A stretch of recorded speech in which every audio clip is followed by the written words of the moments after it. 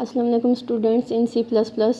Today our topic is about multiple selection else if है multiple selection के अंदर हम देखते हैं कि if else ladder is used for checking multiple conditions.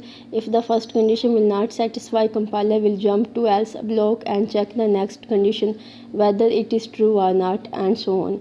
If else की जिस तरह से हम लोग ने जो प्रीवियस लेक्चर जिनके अंदर देखे इफ़ की कंडीशन देखी, देन हमने इफ़ एल्स की कंडीशन देखी, तो देन हम इसके अंदर है मल्टीपल सिलेक्शन एल्स इफ़ के अंदर जो हम लोग बाकी जो सारे जो हम लोग प्रोग्राम देख रहे थे उसके अंदर ये था कि जो कंपाइलर है वो इफ़ की कंडीशन को चेक करता है, उसके बाद वो बाय डिफ़ॉल्ट जो होता है वो एल्स की जो कंडीशन है अगर तो वो इफ़ की कंडीशन वो ट्रू हो जाती है तो उसके बाद वो क्या करता है, अगर वो ट्रू नहीं होती तो वो उसके बाद बाय डिफ़ॉल्ट क्या करता है कि एल्स की जो कंडीशन है उसकी स्टेटमेंट को वो एग्जीक्यूट करवा देता है। लेकिन मल्टीपल सिलेक्शन एल्स इफ़ के अंदर जो स्लाइटली जो डिफरेंस है वो यही है कि जो एल्स इफ़ के अंदर जो एल्स भी है वो बाय डिफ़ॉल्ट जो है वो एग्जीक्यूट नहीं होगा। एल्स इफ़ के अंदर भी अपनी कंडीशन होगी, अगर तो एल्स इफ़ की कंडीशन जो होगी वो ट्रू होगी तो एग्जीक्यूशन होगी, अदरवाइज़ जो बाय डिफ़ॉल्ट वैल्यू जो भी होगी कंपाइलर उसको जो है वो एग्जीक्यूट करवाएगा। और इसके अंदर जो ऑप्शनल है कि बाय डिफ़ॉल्ट वैल्यू आप यूज़ करना चाहते हैं कि नहीं करना चाहते। इसके अंदर ये है कि अगर एक जो कंडीशन सेटिस्फाई होती तो कंपाइलर उसको जो है उसको एग्जीक्यूट करेगा। अगर फर्स्ट कंडीशन चेक से सेटिस्फाई नहीं होगी तो वो सेकंड को चेक करेगा। और देन अगर एल्स इफ़ ब्लॉक के अंदर भी जाएगा तो एल्स इफ़ ब्लॉक का भी अपना कोड ऑफ जो ब्लॉक ऑफ कोड होगा, अगर तो वो ट्रू होगा तो उसको एग्जीक्यूट करेगा, अदरवाइज उसको भी एग्जीक्यूट नहीं करेगा। इसका सिंटैक्स देख लेते हैं किस तरह से। इफ़ बुलियन एक्सप्रेशन 1, तो अगर तो बुलियन इफ़ की कंडीशन अगर 1 जो ट्रू होगी, execute when expression 1 is true है। अगर तो इफ़ की कंडीशन ट्रू है देन क्या है कि कंपाइलर जो है उसकी कर्ली ब्रेसेस में जाएगा, उस एक्सप्रेशन को चेक करेगा, उसके एग्जीक्यूशन को जो स्टेटमेंट उसको अगर तो वो ट्रू है तो उसको एग्जीक्यूट करेगा। Else if boolean expression 2, then वो एल्स इफ़ का जो कोड होगा, एल्स इफ़ की जो कंडीशन होगी, एक्सप्रेशन होगा, उसको चेक करेगा और उसकी अगर कंडीशन सेटिस्फाई होती है तो execute when expression 2 is true. अगर तो सेकंड हो वो जो है वो ट्रू है तो उसको जो एग्जीक्यूट करवाएगा। और then else if boolean expression 3 अगर वो है तो फिर देन वो सोन इस तरह से वो नेक्स्ट मूव करेगा। Execute when expression 3 is true, else execute when none of expression is true. और एल्स जो क्या करेगा कि एल्स के अंदर बाय डिफ़ॉल्ट जो अगर ये तो सारी तीनों कंडीशन जो एल्स इफ़ की जो कंडीशंस हैं वो सेटिस्फाई नहीं होती तो कंपाइलर फिर क्या करेगा, लास्ट पे एल्स की जो execute when none of expression is true जो वैल्यू जो स्टेटमेंट जो दी होगी उसको वो क्या करेगा, स्क्रीन पे शो करवाएगा। प्रॉब्लम स्टेटमेंट देख लेते हैं कि write a program which promote the users to enter a digit between 1 to 3 and display the digit entered by the user. इसके अंदर जो एक प्रोग्राम लिखते हैं जिसके अंदर जो यूज़र को सिर्फ अलाउ किया जाएगा कि जो 1 2 3 जो है वो नंबर्स को प्रेस करे, देन उसकी जो उसको वही इनके दरमियान ही वो कोई नंबर जो है वो इनपुट करके तो कोई जो स्क्रीन पे नंबर है उसको देख सकता है। इस तरह से हमने इसके अंदर हम यूज़र से एक नंबर जो हैंगे इंट नंबर जो हम करेंगे, उसके बाद C out please enter number between 1 to 3 and slash t जो होता है वो जो टैब के लिए इसको यूज़ किया जाता है। और उसके बाद सीन है जो यूज़र जो है नंबर कोई भी जो है नंबर है वो 1 to 3 के जो 1 कर सकता है वो एंटर कर सकता है, 3 2 कर सकता है या फिर 3 कर सकता है। इफ़ कंडीशन लगा दी if number is equal to 1 है, अगर तो जो कंडीशन लगा दी कि अगर जो इफ़ की कंडीशन लगा दी कि अगर जो यूज़र है वो उसका जो नंबर है इक्वल टू 1 है तो सी आउट यू प्रेस्ड 1। अगर तो वो 1 प्रेस करता है तो कंडीशन लगा दी है कि अगर वो 1 प्रेस करता है देन ही वो क्या करे कि जो कंपाइलर है जो आउटपुट शो करवाए वो सी आउट करवाए, यू प्रेस्ड 1 जो है वो स्क्रीन पे लिखा हुआ शो करवाए। उसके बाद सेकंड इसके जो केस में होगा कि एल्स इफ़ का जो भी अपनी उसकी कंडीशन होगी, अपनी उसकी एक स्टेटमेंट होगी, नंबर इज़ इक्वल टू 2 होगा, C out you pressed 2। Else if number is equal to 3, C out you pressed 3, else C out wrong numbers। इसके अंदर ये इन तीनों केसेस के अंदर जो इफ़ की भी कंडीशन जो है वो हम लोग जो है यूज़र ने वो जो हमने बता दी कंपाइलर को कि नंबर इक्वल टू 1 होगा तो जो आउटपुट होगी वो यू पेस्ट 1 की होगी। और अगर जो और सेकंड एल्स इफ़ के अलावा क्या कि अगर नंबर 2 जो होगा वो प्रेस करेगा यू पेस्ट 2 तो ही वो जो है स्क्रीन पे शो करवाए कि वो जी यू पेस्ट 2 दूसरा नंबर आपने प्रेस किया। एल्स इफ़ तीसरी कंडीशन लगा दी कि नंबर जो है इक्वल 3 होगा तो ही वो जो आउटपुट शो करवाएगा 3। और इसके अलावा एल्स कोई नंबर भी वो 1 2 3 के अलावा एल्स कोई नंबर भी वो यूज़र एंटर करता है तो बाय डिफ़ॉल्ट क्या मैसेज शो करवाए, रॉन्ग नंबर। इसकी आउटपुट भी चेक कर लेते हैं इस तरह। Please enter number between 1 to 3। पहले हमने जो कंडीशन लगा दी, पहला बताया कि please enter number between 1 to 3, 1 to 3 के दरमियान ही कोई नंबर जो है हमने रिस्ट्रिक्ट कर दिया यूज़र को कि वो उसको कंडीशन बता दी कि वो सिर्फ 1 2 3 के दरमियान ही कोई ना कोई जो 1 2 3 के दरमियान ही कोई डिजिट जो है वो प्रेस करके आउटपुट जो है वो ले सकता है। यू प्रेस अगर तो 1 करता है तो उसको 1 हो, एल्स वो क्या हो 2 हो या फिर एल्स 3 हो।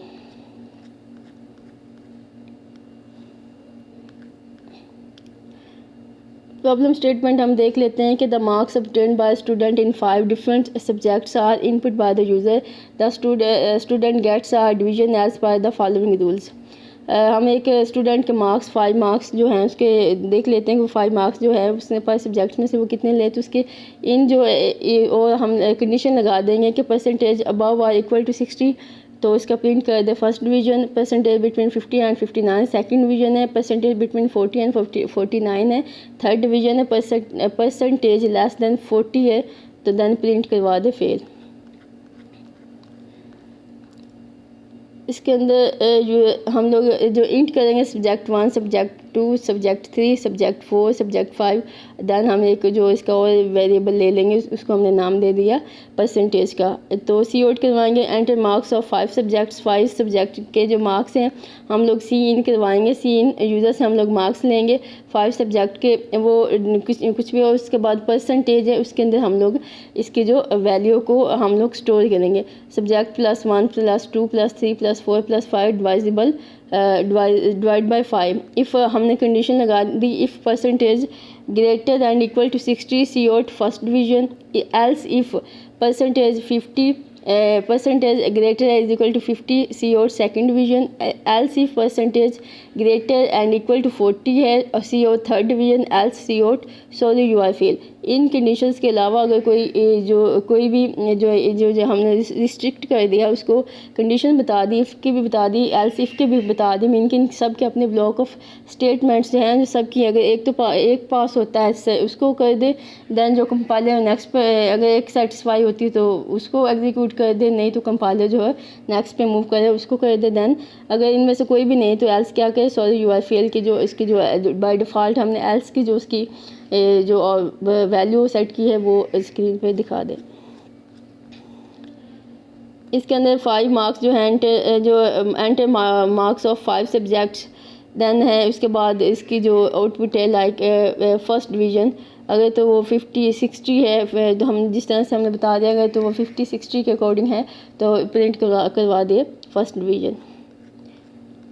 वो इसके अंदर जो मार्क्स की जो अकॉर्डिंग है वो जो परसेंटेज है वो डिफरेंट परसेंटेज की जो रिस्ट्रिक्ट की हुई कंडीशंस इनके अकॉर्डिंग ही वो प्रिंट करवाएगा। अगर तो 60 से 60 तक है तो फर्स्ट करवाएगा, अगर 60 से जिस तरह से 50 है तो वो सेकंड करवाएगा।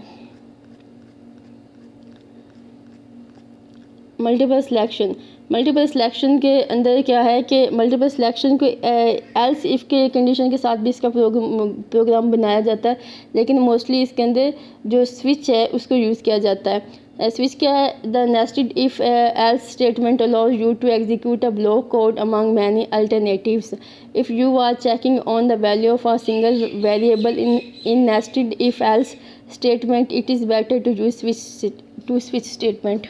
तो इसके अंदर ये जो यूज़र मल्टीपल सिलेक्शन के अंदर जो है हम लोग यूज़र को जो फैसिलिटी प्रोवाइड की जाती है इफ़ एल्स इफ़ की जो है इसके साथ यूज़र जो है अल्टरनेटिव जो है डिफरेंट केसेस को वो अगर एक कंडीशन उसकी ट्रू होती है तो उसको एग्जीक्यूट करवाए, अगर वो नहीं होती तो सेकंड करवाए। तो इससे बेहतर है कि जो यूज़र क्या करे कि जो स्विच स्टेटमेंट है उसको यूज़ करे rather देन जो है if else.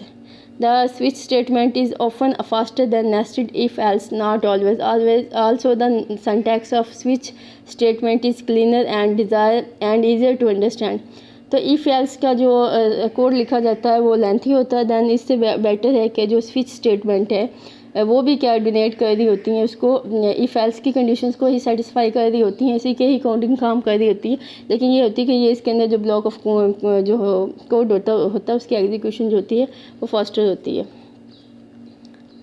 Multiple selection C++ provides a multi-way decision statement which helps to decrease the complexity of the program.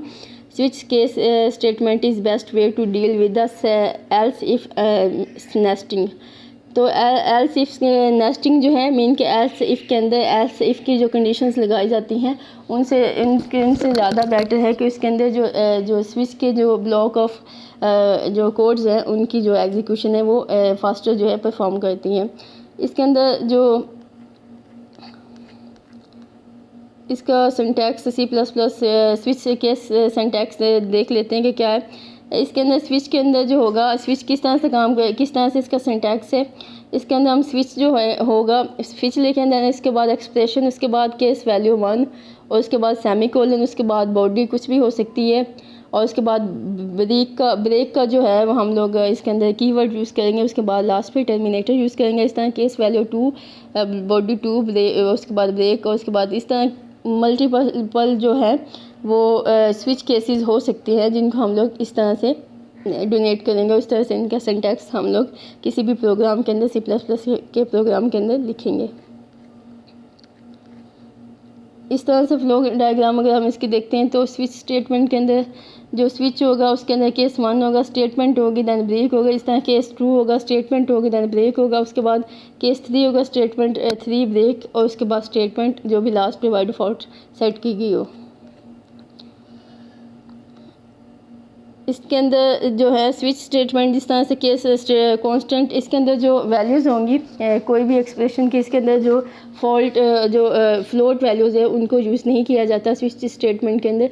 इनके अंदर कांस्टेंट नंबर जो है या तो फिर एग्जिस्ट वैल्यू जिसके एग्जिस्ट वैल्यूज़ जो होंगी करैक्टर्स में हो सकती हैं या फिर जो हम इंटीजर के अंदर जो कांस्टेंट वैल्यूज़ हो सिर्फ उन्हीं को ही स्विच के अंदर यूज़ किया जा सकता। फ्लोटिंग वैल्यूज़ 2.2 2.5 इस तरह की वैल्यूज़ को स्विच के अंदर यूज़ नहीं किया जाता।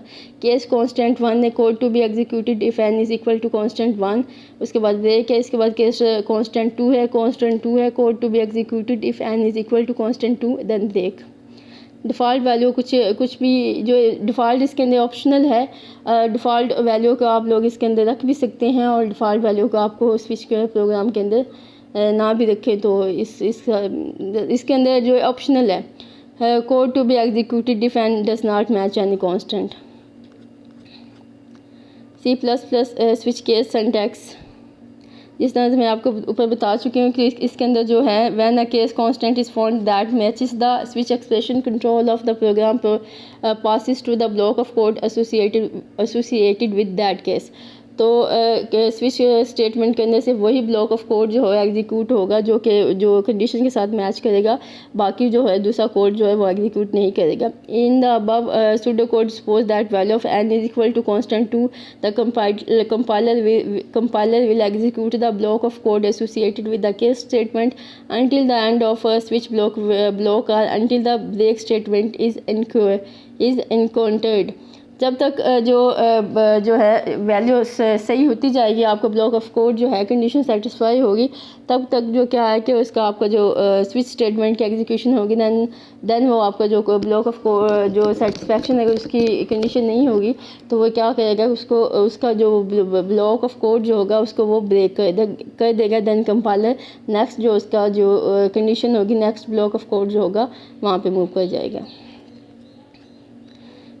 इस तरह से फ्लो अगर इसका चार्ट देखें तो सिंगल एक्सप्रेशन उसके बाद उसके बाद है कि एक्वेशन 2 केस कांस्टेंट है, अगर तो कोड ब्लॉक 1 है, उसके बाद उसकी एग्जीक्यूशन होगी, उसके बाद केस 2 की होगी, उसके बाद केस 3 की होगी, दैन डिफ़ॉल्ट कोड कोई भी हो गया उसकी एग्जीक्यूशन होगी, अगर इनमें से तीनों में से कोई केस जो है सेटिस्फाई नहीं होता तो। ब्रेक का जो ब्रेक स्टेटमेंट जो है इसके अंदर जो यूज़ किया जाता है, the break statement is use to break out of a loop और a switch case, in switch case if a case is matched then all the cases below it are executed. So break statement is used after each case in order to break out of switch case after a case has been matched. तो जब break statement है, अगर तो case जो है वो switch है, loop जो है वो कंडीशन सेटिस्फाई है, तो लूप जो है जो लूप जिसके अंदर जितनी वैल्यूज़ भी हैं उसकी एग्जीक्यूशन परफॉर्म होती रहेगा। देन जो वो क्या करेगा, जो लूप है वो अगर जब इसकी जो कंडीशन सेटिस्फाई नहीं करेगा तो देन ब्रेक जो की वर्ड है इसके थ्रू क्या करेगा, जो स्विच ब्लॉक ऑफ बॉडी होगा वहाँ से वो उसको बंद कर देगा, उसको वहाँ से कंपाइलर जो है एग्जिट कर जाएगा। ब्रेक जो है, ब्रेक का जो कीवर्ड यूज़ किया जाता है किसी भी ब्लॉक ऑफ कोड को स्विच स्टेटमेंट के अंदर क्लोज करने के लिए, और ब्रेक के जो लास्ट पे टर्मिनेटर को यूज़ किया जाता है। प्रॉब्लम स्टेटमेंट है, write a C++ program to determine if a letter is vowel or consonant using break. इसके अंदर एक जो प्रोग्राम हम लिखेंगे जिसके अंदर हम क्या करेंगे कि डिटरमाइन करेंगे कि जो वर्ड्स हैं वो वॉवल हैं, और अगर वो इनके अलावा है तो कोई भी वो कॉन्सोनेंट जो वर्ड्स हैं वो हैं, और इसको हम लोग जो ब्रेक जो कीवर्ड है उसके साथ हम लोग जो ब्लॉक ऑफ बॉडी है उसको ऐड करेंगे। इसके अंदर हम लोगों ने करैक्टर वैल्यू जो है सी है उसको लिया, उसके बाद सी आउट करवाया कैंटर है अल्फ़ाबेटिकली। अगर इसके अंदर जो सी इन करवाएंगे कि टूल वेयर जो C is equal to tolower जो built in function which convert upper case letter into a lower case. इसके अंदर ये हम लोग टूल वेयर जो यूज़ करेंगे इसका मतलब होता है कि जो बिल्ट इन जो फंक्शंस हैं, जो C++ के बिल्ट इन फंक्शन हैं उनके जो अपर केसेस हैं उनको लोअर केसेस के अंदर वो क्या करता है, कन्वर्ट करता है। स्विच हम लोग स्विच केसेस को इस तरह से स्विच लेंगे, उसके बाद इसके अंदर डिफरेंट जो वावल्स के लिए हम डिफरेंट जो है केसेस इसके अंदर बनाते हैं, उनकी कंडीशन जो लगाते हैं। अगर C A C out enter A is A it's a vowel, अगर तो ए जो है वावल है तो वो सी आउट जो हमें ए जो है ये प्रिंट करवा दे ब्रेक, अगर नहीं है तो ये जो ब्लॉक ऑफ कोड जो है जो केस 1 जो इसको ब्रेक कर दे। अगर इसके बाद है केस 2 है, इसके अंदर ई जो है सी आउट करवा दे you entered E it's a vowel, अगर तो वो ई जो वावल है तो वो क्या करवा दे, उसको सी आउट करवा दे, अदरवाइज ब्रेक कर दे उसको। केस आई है, इसके अंदर you entered I it's a vowel and उसके बाद इसको क्या करे, ब्रेक कर दे। अगर तो आई जो है वावल है उसको सी आउट करवा दे, अदरवाइज उसको इस तरह ओ है यू है। और इसके बाद है कि अगर इसके बाद डिफ़ॉल्ट इनमें से कोई भी नहीं वावल जो वर्ड्स इनमें से कोई भी कंडीशन सेटिस्फाई नहीं होती तो उसके बाद क्या करे, बाय डिफ़ॉल्ट वो क्या करे, डिफ़ॉल्ट वैल्यू सेट की है कि यू एंटर्ड कॉन्सोनेंट। तो इसके अलावा इन वर्ड्स के अलावा अगर कोई यूज़र्स कोई नंबर जो है एंटर करता तो उसके लिए वो शो करवा दे, स्क्रीन पे मैसेज शो करवा दे यू एंटर्ड कॉन्सोनेंट। आप मीन कि आपने कोई भी कॉन्सोनेंट जो वर्ड है उसको एंटर किया है। इसके आउटपुट देख लेते हैं कि एंटर अल्फ़ाबेटिक ए, इसको अगर प्रेस करेंगे तो स्क्रीन पे शो होगा you enter a it's a vowel. अगर तो ए प्रेस किया तो मीन कि ये वावल जो है, ये वर्ड जो है वावल है। अगर इसके अलावा अगर दूसरी देख लेते हैं कि एंटर अल्फ़ाबेटिक एन किया है तो यू एंटर कॉन्सोनेंट, मीन के जो बाय डिफ़ॉल्ट है कि आपने वॉवल्स के अलावा कोई जो वर्ड एंटर किया है तो वो क्या है, कॉन्सोनेंट है। इसके अलावा स्विच स्टेटमेंट है, उसको यूज़ करते हुए कुछ जो है C++ के अंदर जो रूल्स है उनको फॉलो किया जाता है केस लेबल मस्ट भी यूनिक, जो केस लेबल है मस्ट भी यूनिक होना चाहिए। जो आपने केस जो स्विच स्टेटमेंट के अंदर जो एक्सप्रेशन के अंदर कोई भी जो केस लेबल लगा रहे हैं वो मस्ट भी यूनिक होना चाहिए। उसके बाद case labels must ends with colon, जो केस है उनके जो लास्ट पे कॉलन मस्ट होने चाहिए। उसके बाद case label must have constant expression, तो इनके अंदर जो एक्सप्रेशन होंगे वो कांस्टेंट होंगे। उसके बाद case label must be of integral type integer character, तो जो इसके अंदर केस लेबल्स हैं वो इंटीग्रल टाइप वो इंटीजर हो सकते हैं या फिर वो कैरेक्टर हो सकते हैं। Switch case should have at most one default label. उसके बाद डिफ़ॉल्ट लेबल इज़ ऑप्शनल है। डिफ़ॉल्ट जो है मैंने जिस तरह से आपको बताया डिफ़ॉल्ट वैल्यूज़ जो हैं वो आप उसके ये ऑप्शनल हैं, आप इसको सेट कर भी सकते हैं इसके अंदर लास्ट पे और नहीं भी कर सकते। आप केस जो स्विच स्टेटमेंट है विद इन केस भी आप उसको डील कर सकते हैं।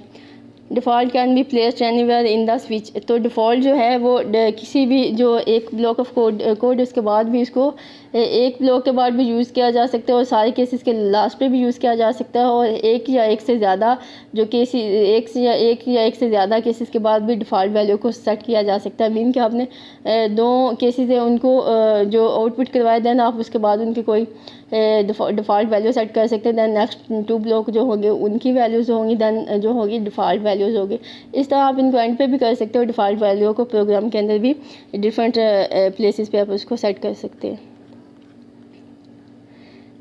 Break statement takes control out of the switch. 2 or more cases may share one break statement. Nesting switch within switch is allowed है। इस तरह से स्विच के अंदर स्विच भी लगाया जा सकता है। Relational operators are not allowed in switch statement, तो रिलेशनल ऑपरेटर स्टेटमेंट जो हैं वो स्विच स्टेटमेंट के अंदर अलाउड नहीं है। Micro identifiers are allowed as switch case labels. उसके बाद है constant variable is allowed in switch case statement, और उसके बाद empty switch case is allowed. तो इसके अंदर कांस्टेंट वैल्यूज़ को ही यूज़ किया। आइडेंटिफायर्स जो हैं वो माइक्रो आइडेंटिफायर्स जो हैं उनको यूज़ नहीं किया जाएगा। और उसके अंदर क्या है कि जो है कांस्टेंट वेरिएबल्स की वैल्यूज़ को ही बस स्विच स्टेटमेंट के अंदर यूज़ किया जा सकता है। उसके बाद एम्प्टी जो ब्लॉक ऑफ स्विच है उसको भी, जो एम्प्टी स्विच केस को भी जो इसके अंदर अलाउ है। स्विच के अंदर आप कोई भी एम्प्टी जो है ब्लॉक जो इसकी जो ब्लैंक मीन के जो है स्क्रीन वो भी आप इसके अंदर कोड रख सकते हैं, आप वो भी शो करवा सकते हैं। Thank you all of you, have a good day.